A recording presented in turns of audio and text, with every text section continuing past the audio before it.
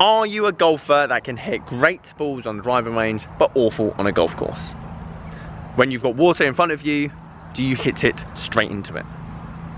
When you get onto that 5th hole at your local golf club, do you shank it always out of bounds right? If you're one of those people, then you're very much like myself, and you should probably watch the rest of this video.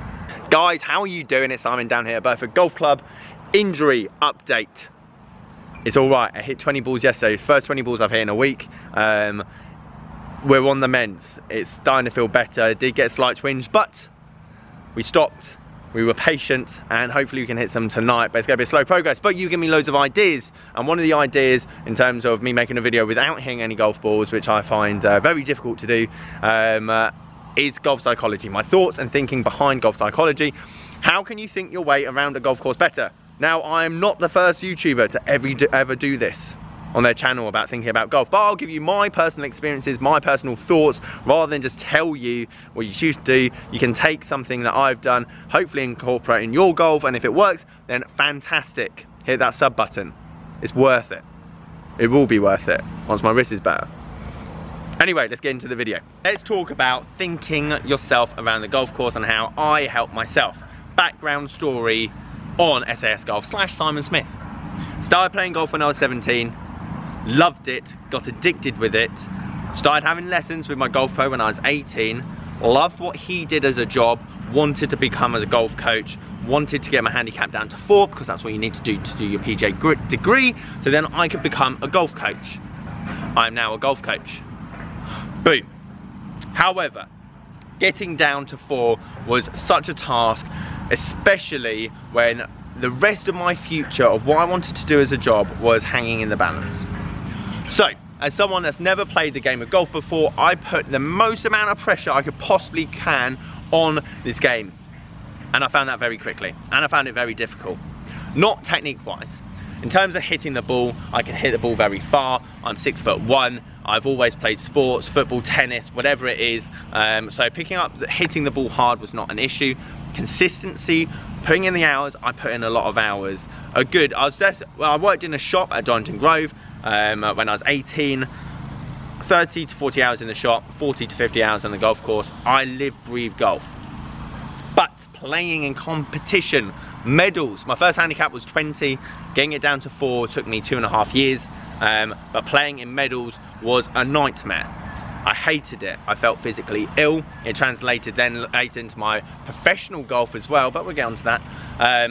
But yeah, if you're one of these people, whether it's club champs, whether it's your medal, whether it's hitting a ball over water, everyone has their level. Everyone has that level of like slight anxiety, and as more comfortable you get, you'll always find that next step. So whether, say you're a Euro Pro player or Jamaica Tour player, it's going to be Challenge Tour because you're in a different country, you're traveling. If it's Challenge Tour, you're on the European Tour because then it costs even a lot more money to get into events, trying to find sponsors, the pressure, then it's finding the Masters or an Open.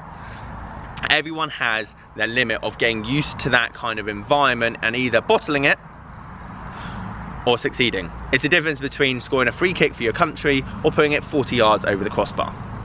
So, my personal experience with golf is that I was great with technique, I put in the hours so my body had the motor programs to hit a golf ball in a driving range. However, I could not translate that onto a golf course, especially with a card in my hand, especially with the amount of expectations I had, and expectations key in golf. Everyone has expectations because no other sport does this. You have a handicap, you go out on the golf course, whether you're 8, 10, 12, 18, you've already got a number in your head. And if you start playing well at the start, all of a sudden you go, oh my God, I'm playing well. Or your mate will go, you're playing well. And you'll go, oh crap. And then you'll start playing bad till you get back down to your comfort zone. Or you'll go out in the front nine and have the worst front nine of your life. However, you go in the back nine and you're like, I don't care anymore. All I want to do is go and have a pint. Therefore, you're relaxed and you start playing better, and you'll come and tell me your whole story in the pro shop of saying I had 8 points on the front nine, but I had 28 points on the back nine because I didn't care. I love those stories, keep bringing them towards me. So this is the theory, is that you always have the expectations when it comes to mental golf, especially as a professional or whatever. You're supposed to shoot 72, or you're supposed to shoot 4 under, or especially for me, I wanted to get down to 4, so I had to keep shooting scores under my handicap, and having that expectation, especially from the get-go. It's a 4-hour or 5-hour game, that's going to kill you right away. Okay, so that is my background story. That is how started playing golf, got down, and I did it. However, Simon, how did you do it? I went to a sports psychologist, that was number 1, and I started reading. Bob Rotella, read all of his books. If you don't know who Bob Rotella is, go and find out. If you don't read, get out. Go and read all of his books. However, as you'll probably watch this video and take these techniques on board, you'll probably use them, have that confidence, and you're going to shoot the best round in your golf. Especially when I read Bob Rotella's books, I was on holiday, I read all 3 of them, I went out, shot the best round of my life at that time. I think I was playing off 8, I think I shot 2 over on a course that I never knew, off the backs. It just made sense to me. But it's because my brain was so focused and I was so confident that it did well. Confidence is key. If you could sell confidence, it'd be worth more than any driver out there. Confidence is amazing. However, how do you sustain confidence? Through practice. So, went to a golf psychologist, which really helped. However, it wasn't a quick process. And getting good at competitive golf is not a quick process. But you can train yourself to do it.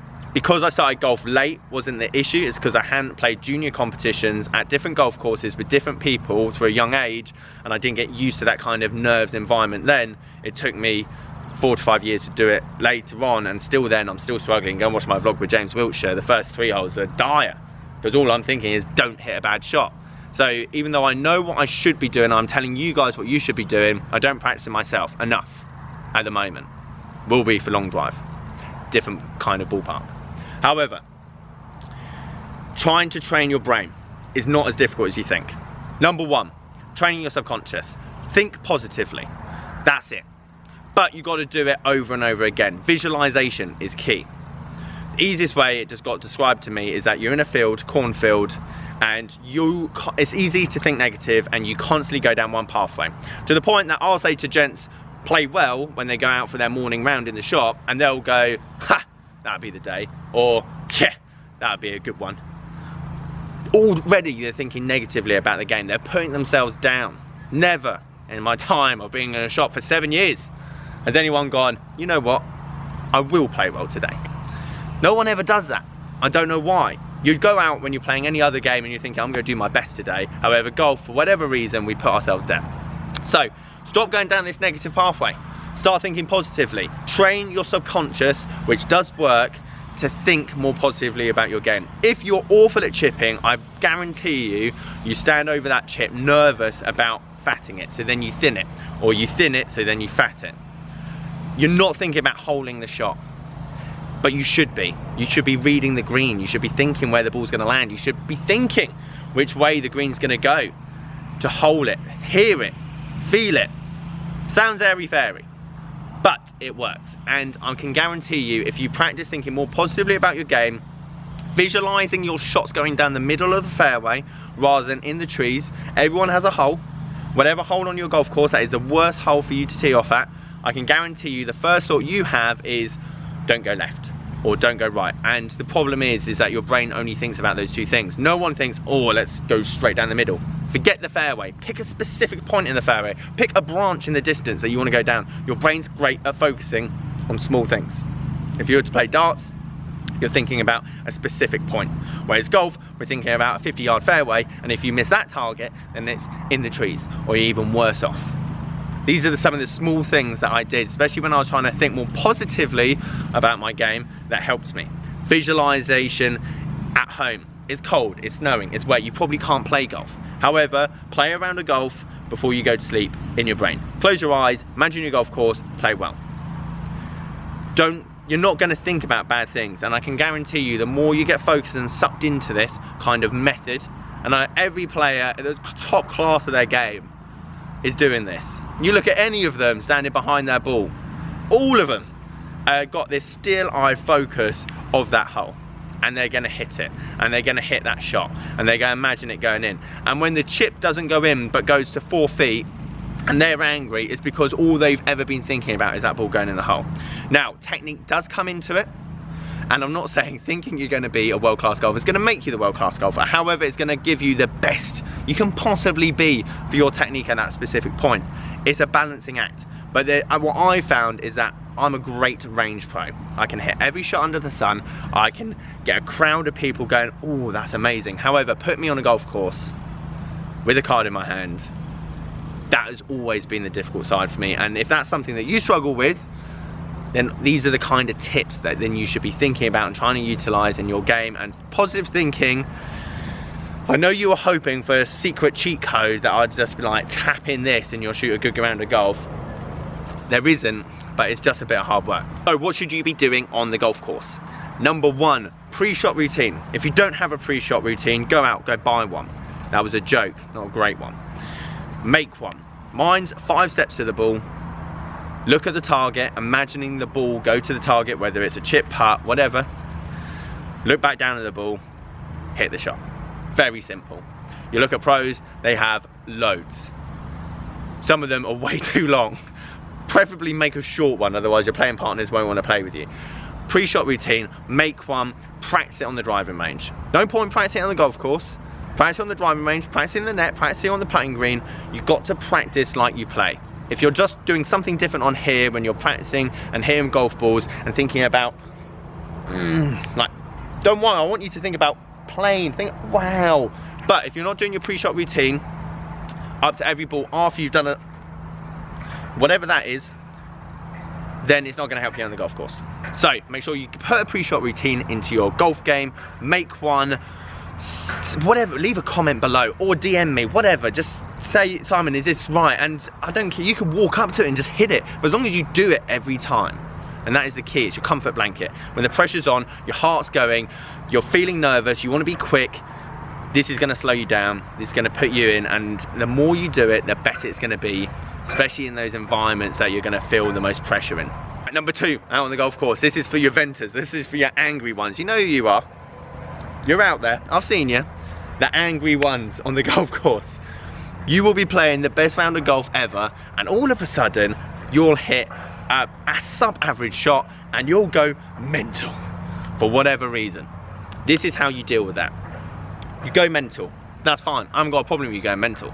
Take 10 steps, pick up your bag or your trolley, don't leave it behind you, 10 steps, vent, think nasty thoughts, angry thoughts, get it out. Say things that you'd never even say things to your friends or family, well you probably would. But say it in your head because your playing partners don't want to hear it. After those 10 steps, breathe.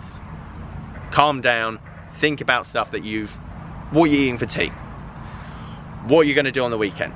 Subscribing to SAS Golf. All of those good things. More you use that technique, the better. Vent, you got to get it out. There's no point holding on to it. But then try and breathe, get down to normal and go. The more, again, more you use this technique, the better it is. And I touched upon this earlier as well. And again, Bob Rotell's books go into this a lot. But visualization. Don't be afraid to think stupidly confident and somewhat arrogant.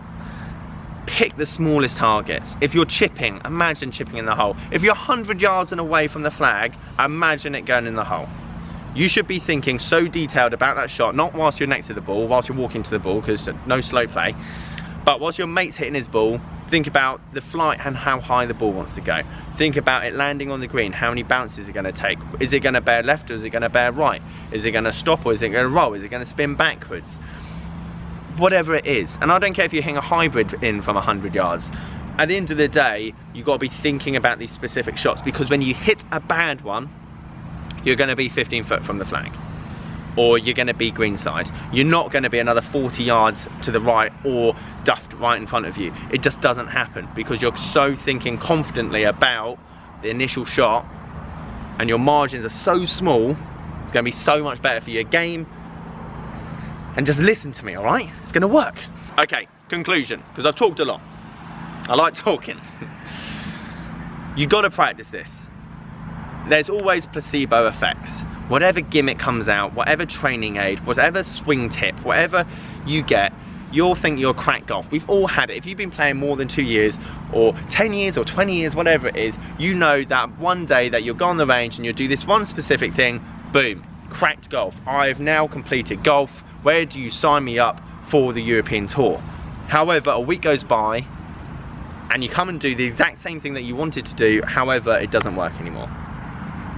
The one thing that will always stay consistent in your game is your mental side. It is like going to the gym. If you go to the gym and you spend 3 months in the gym, you're gonna get stronger. You put the hours in, you get it back out. Same with the mental side. You put the hours in, you're gonna get it back out. However, if you stop, you're gonna regress. Just like myself. I was so mentally strong 4 years ago when I started my PGA, and I wanted to get my handicap down, I wanted to do my playing, but mentally here, I was a better golfer. Technically, I'm better now. Bigger, stronger, faster. Technique-wise, I can maneuver in any position you want. However, I won't play anywhere near as well as I did then because my mind was so focused on playing good golf. That's the easiest way I can describe it, guys. You asked my thoughts. You probably weren't expecting all of that, but there it is. Guys, thank you ever so much for watching. As I say, hopefully this is going to be back in operation very soon. But yeah, hope you enjoyed the video. If you've got any questions, then leave a comment below. Leave this video a thumbs up if you liked it. Hopefully you liked it. Subscribe if you're new to the channel. We're growing so well and so quickly, and I'm so blown away by all the love and interaction. So thank you ever so much for that. And I'll catch you guys later.